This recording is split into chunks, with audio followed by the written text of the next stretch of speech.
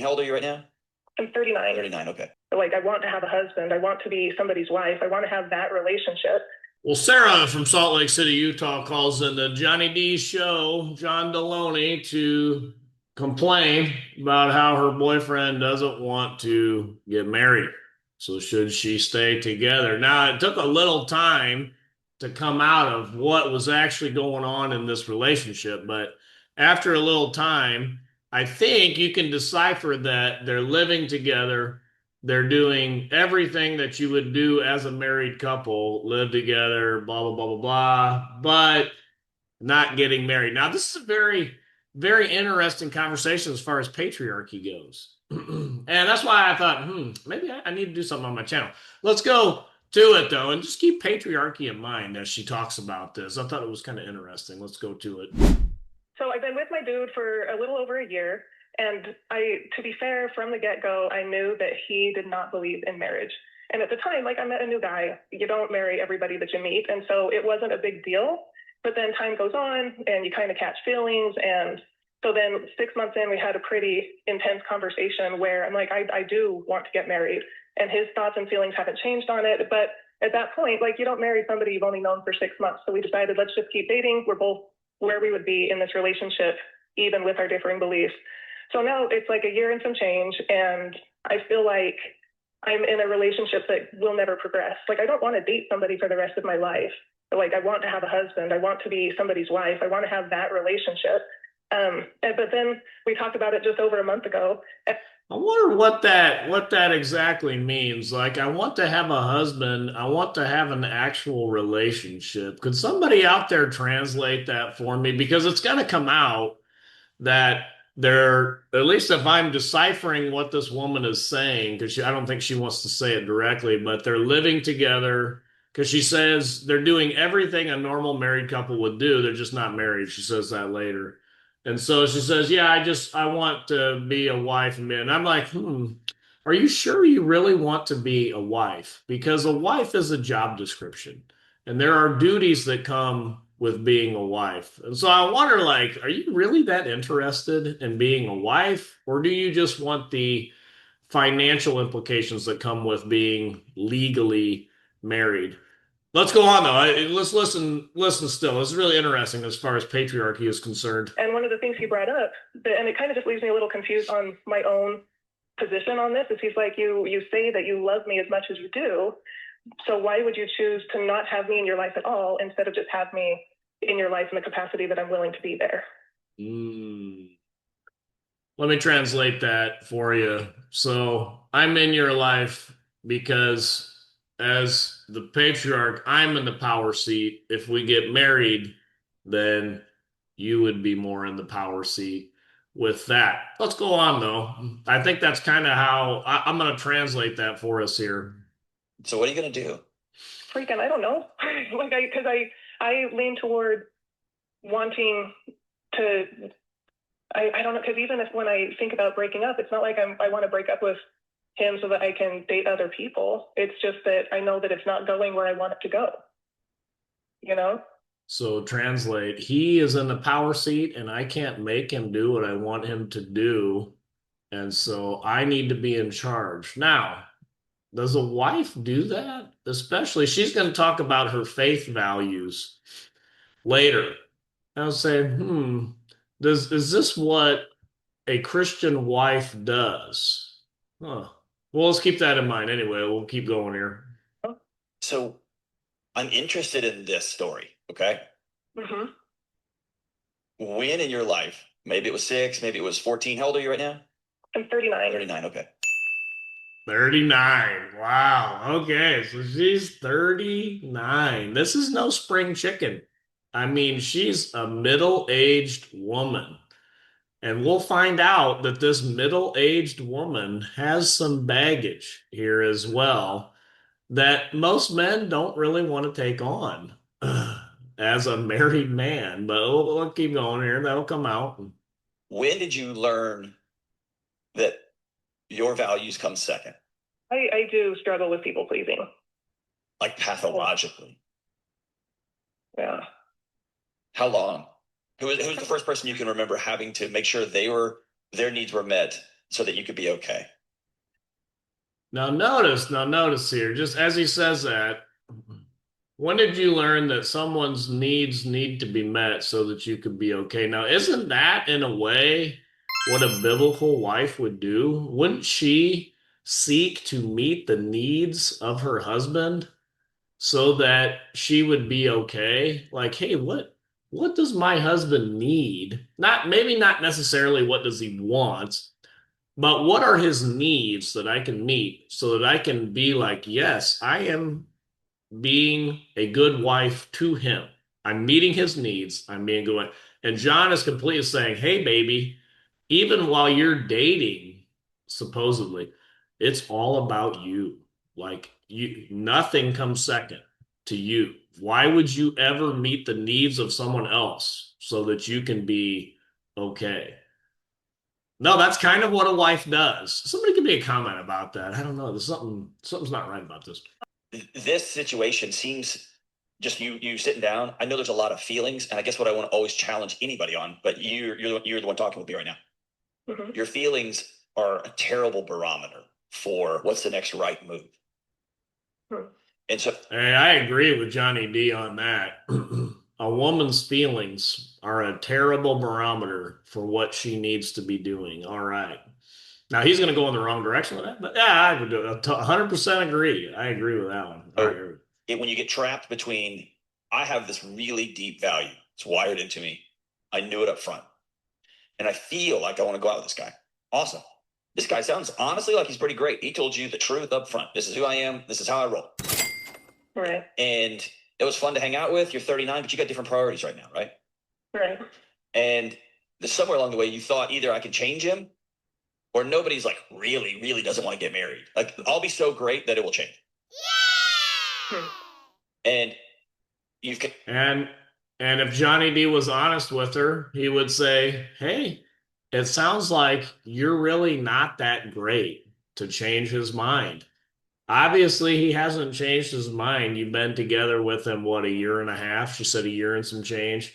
Hasn't changed his mind. So maybe, baby, you're not that great. Like maybe you need to just follow his program. No, no. That would never be told to a woman on here. All right. continue to collapse your greatness in order to fit in this other person's worldview. Yeah.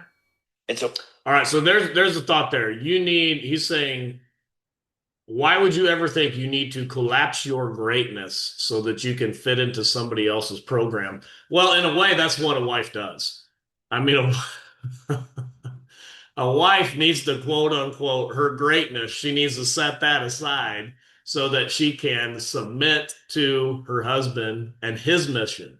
Whatever his mission is, that is what a biblical wife does. Okay, now this is where it kind of really intersects with patriarchy. And I think Johnny D is just saying what, pretty much everybody in the culture believes. So it's good to kind of look at what's happening here. But hey, baby, don't ever set aside your greatness for another man, blah, blah. Well, that would probably be why he's not interested in making you a wife. so what I could say is this guy can be awesome, handsome, great, honest, and not want to be a part of a thing that you think is really important.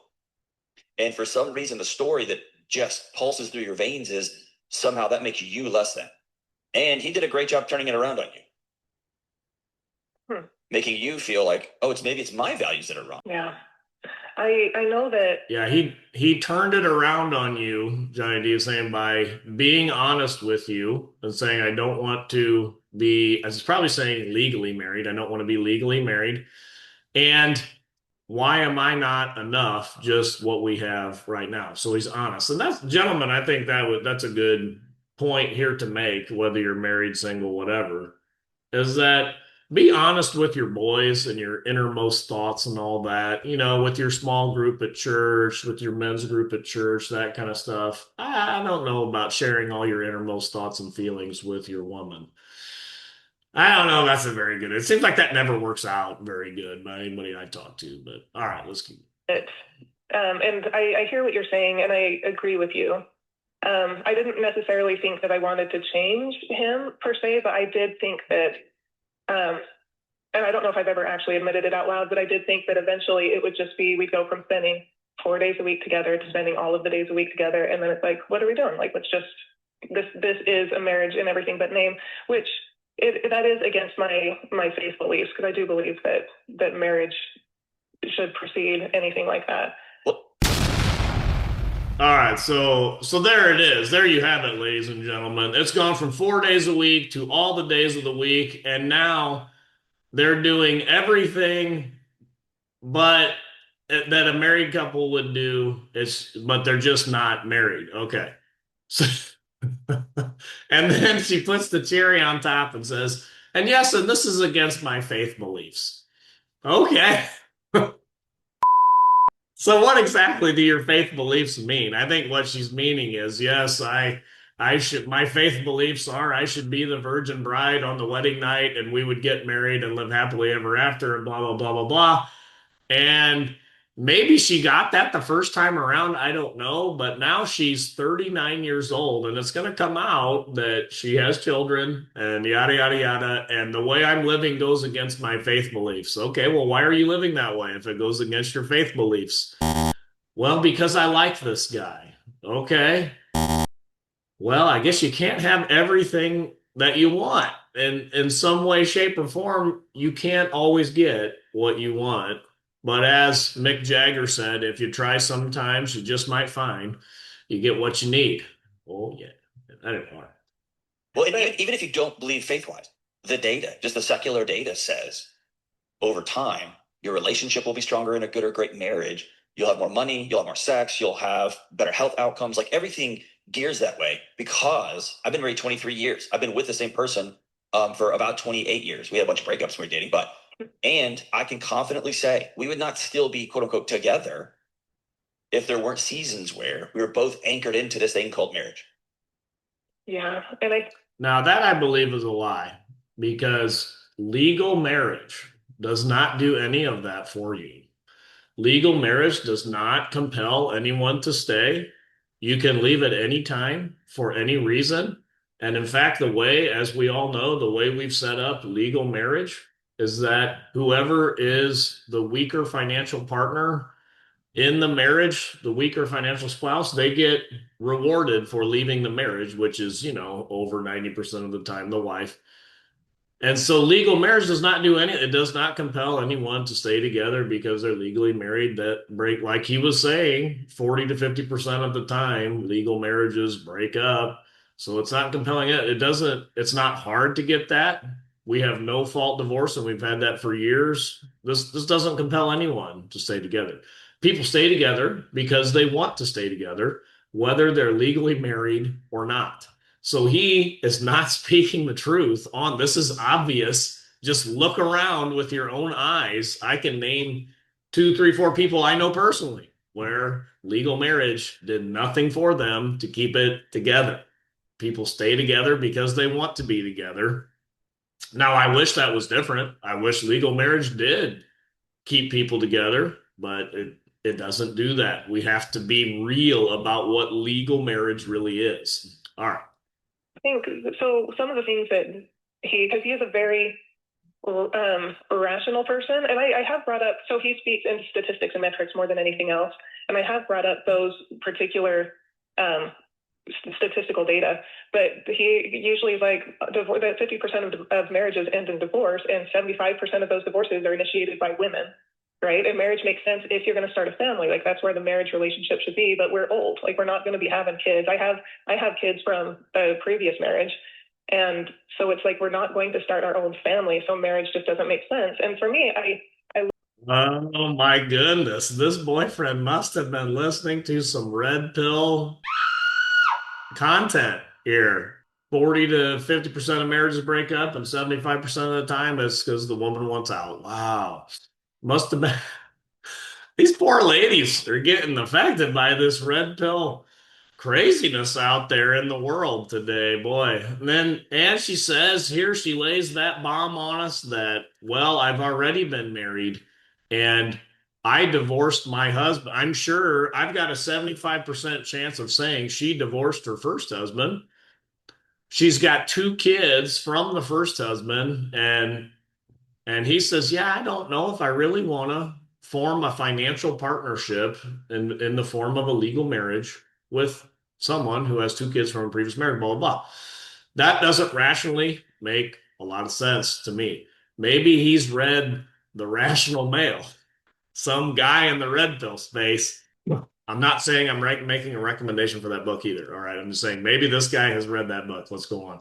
Look at it, and it's like people who only want to date want to have a relationship where they have one foot out the door, or at least an escape plan, right? Like it makes me feel a certain type of way when it's like, why am I not worth the risk of finding our lives together?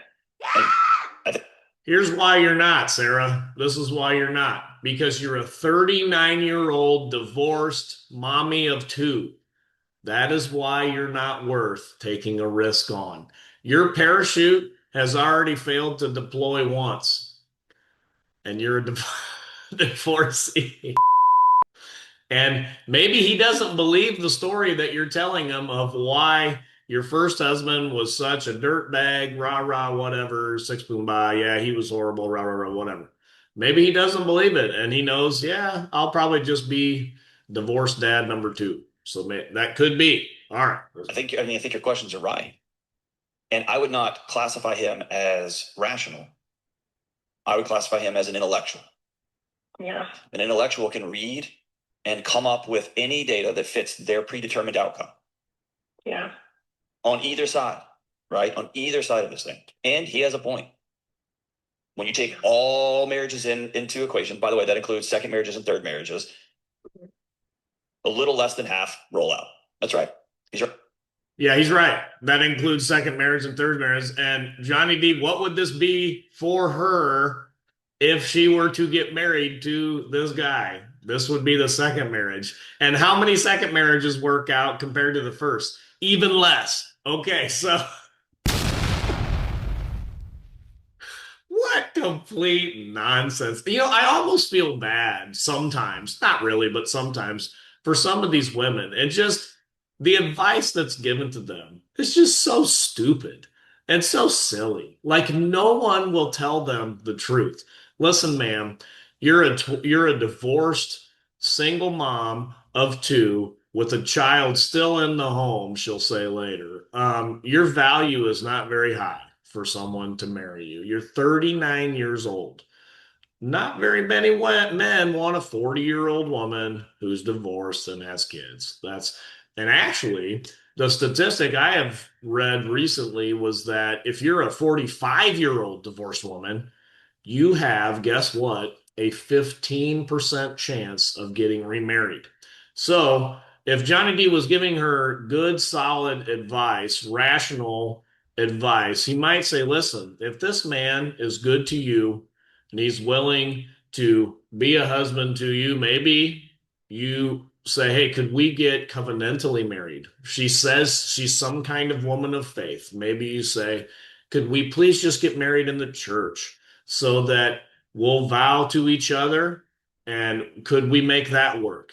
And then go forward with that. That would be probably as good as she's going to get with this guy if he's worth sticking around with. And if she's had him for over a year, he probably is worth sticking around with. Otherwise, she would have kicked him to the curb. Maybe a covenantal marriage is the best she's going to get at 39, divorced, single mom of two. We'll see. Hold on. Let's keep going. He's right. People are going to try to do the best they can with the information they have, and they get to choose. I'm going to be one of the 50%. I'm going to try to increase that statistics. I'm going to go all in. Will you go all in? Yeah. Or I have blessings that are far and away beyond what's it. I'm going to try to use those blessings to support and love my community because I get to do that. I can be one of the 1% that's a scumbag and a jerk, whatever, or I can be one of the 1% that is so insanely philanthropic and like you get. Here's what I'm trying to say: you get to choose, and he's choosing. I'm out, and really, it comes down to you get to choose. Well, no. So let's be clear. He's choosing.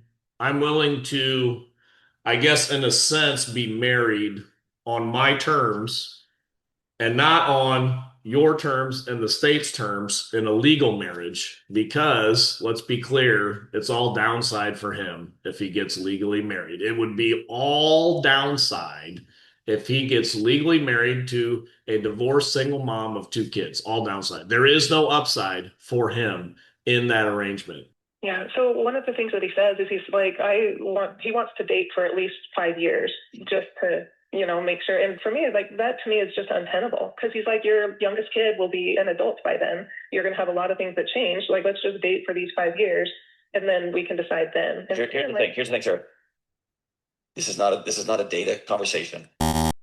This is a conversation that you know. And you're right. Picking an arbitrary number, like, again, he's using facts that are real facts to put him on the train for the life he wants to live. That's true. And what you're Yeah. And why wouldn't he, Johnny D, why wouldn't this man, being a rational man, he says he's an intellectual, whatever, why wouldn't he use facts and data to put himself on the train, on the life that he wants to live, and not put himself in especially financial trouble, maybe even legal trouble? When you live with someone else's kids in your home, they can accuse you of anything, and you'll have very little recourse to defend yourself. And who wants to deal with that? You put yourself at pretty big legal risk living with someone else's children in the same home. I wouldn't want to take that risk. And he's saying he needs to just roll those dice and do it all for you, baby. All in the name of love. I think there's an 80s song. We did it all in the name of love or whatever. No, I think we're rationalizing out of our way. We've got too many men that are becoming the rational male. They're becoming rational men, and they're saying, "Nah, I'm not on board with that. Let's go. Let's finish it out here." You're telling me is that track leads you away from who you want to be and the life you want to choose in whatever set of cards you were dealt. Yeah. And listen, just because a breakup hurts doesn't mean it's wrong. Just because staying together is really hard doesn't mean it's wrong. And just because of all the marriages, really young kids in college, all the way to people trying to do the third or fourth marriage, when you extrapolate it all out, a big chunk of them get divorced again, doesn't mean I'm not going to give it a go. It doesn't mean I'm going to do the best I can, because I think 50%, maybe 60%, I've looked at the data in the last couple of months, of the United States citizens are classified as overweight. So am I not going to try to eat healthy and try to be a good steward of my body and take care of myself so that when I'm older, I have an amazing life, so that in the present, I have an amazing life that's more important than cupcakes, or I'm just making stuff up now, but more important than laying around watching TV or whatever. No, that's a really stupid analogy, because that analogy doesn't make, because you can control everything that goes in your mouth. But if we're talking about marriage, this would be like saying half of people are fat, so I'm going to roll the dice to make sure that my spouse isn't fat, right? That, because you can't control what they do. You can only control what you do. As what an idiotic analogy to be like, well, half the people are fat, so that doesn't mean you shouldn't eat right and blah blah blah. That has nothing to do with the statistic of half of marriage, because we have bilateral marriages where two parties agree to be together. We do not have unilateral marriage, which we had in the old days, where the patriarch controlled being married and staying married. That those days are long gone. We have bilateral marriage now, where we come together because we want to be together, and we leave because one party wants to leave. It doesn't matter if the other party wants to stay together. All right. Rational. That's a rational male here. And so I'm not going to look at that statistic and say, then I'm going to opt out. I'm going to look at that statistic and say, oh, dude, I'm going to go all in. All in.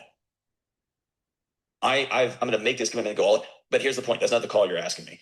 The call you're asking. Yeah, because John, you're just selling hopes and dreams. This is just hopes and dreams. Really, not even for her. It's for him. Hopes, I'm going to go all in on this. Well, of course, she's going to try to go all in, because I'm a single mom of two, 39 years old, approaching 40s. I know not many men want a 40-year-old divorced single mom of two.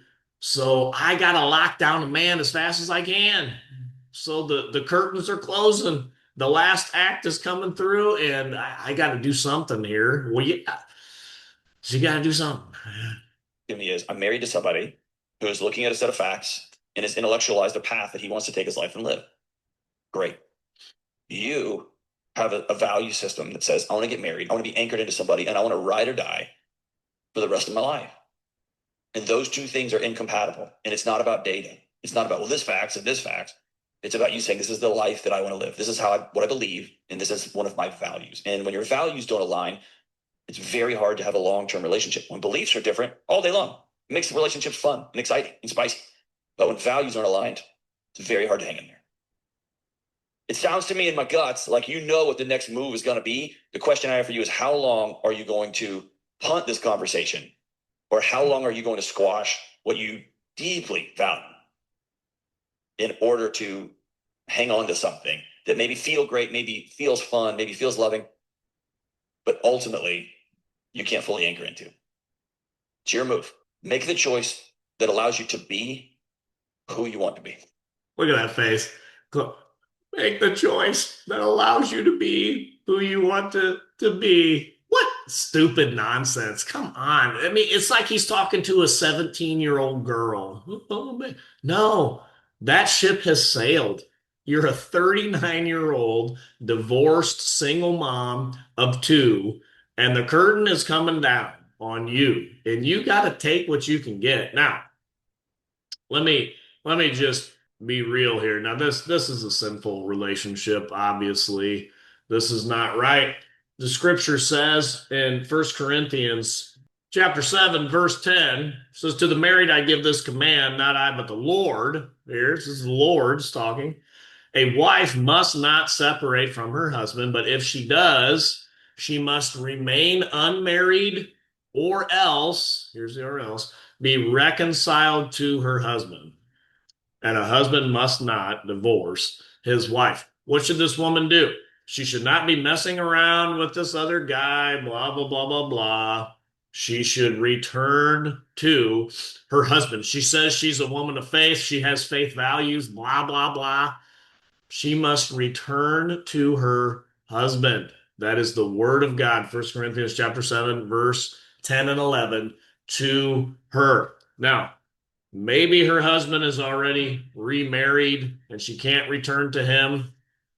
I mean, then I guess you have to go into compromise situations, blah, blah, blah. No, actually, no, maybe you don't. Because it says she must remain unmarried. She must remain unmarried. That's tough. That's tough for her. But if she wants to follow God's word, that's what it is. Anyway, we're gonna get it turned around. We are getting it turned around because Christ is winning. He is building his church, and the gates of hell will not prevail against it. Until next time, this is the Post Millennial Man.